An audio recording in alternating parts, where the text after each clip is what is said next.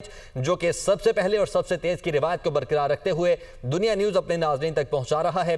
पाकिस्तान मुस्लिम league नून से ताल्लुक रखते हैं नियाज अहमद, ये भी केपी सेनेट इलेक्शन में कामयाब हो चुके हैं। पाकिस्तान मुस्लिम लीग नून से इनका ताल्लुक, नियाज अहमद भी केपी सेनेट इलेक्शन में कामयाब होने वालों की फहरिस्त में शामिल हो चुके हैं। 6 आज़ाद उम्मीदवार हैं जो कि इस इलेक्शन में कामयाब हुए हैं और पाकिस्तान पीपल्स पार्टी पार्लियामेंटेरियन से उम्मीदवार 2 हैं जो कि कामयाब हुए हैं और JUI से 2 उम्मीदवार कामयाब हुए हैं। ज़ीशान काका खेल हमारे साथ मौजूद हैं पेशावर से। ज़ीशान बताएगा, तक भी कामयाब होने वालों में शामिल हैं।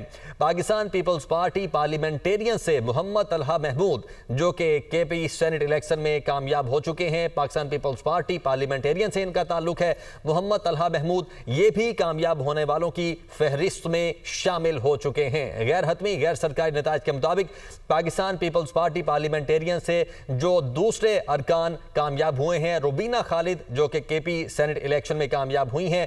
पाकिस्तान पीपल्स पार्टी पार्लियामेंटेरियन से इनका ताल्लुक है। सबसे पहले और सबसे तेज की रिवायत को बरकरार रखते हुए दुनिया न्यूज सबसे पहले आप तक ये नतीजे पहुंचा रहा है और पाकिस्तान पीपल्स पार्टी पार्लियामेंटेरियन से रुबीना खालिद जो कि केपी सेनेट इलेक्शन से कामयाब हो चुकी हैं और आज़ाद उम्मीदवार रुबीना नास ये भी केपी सेनेट इलेक्शन में कामयाब हुई हैं।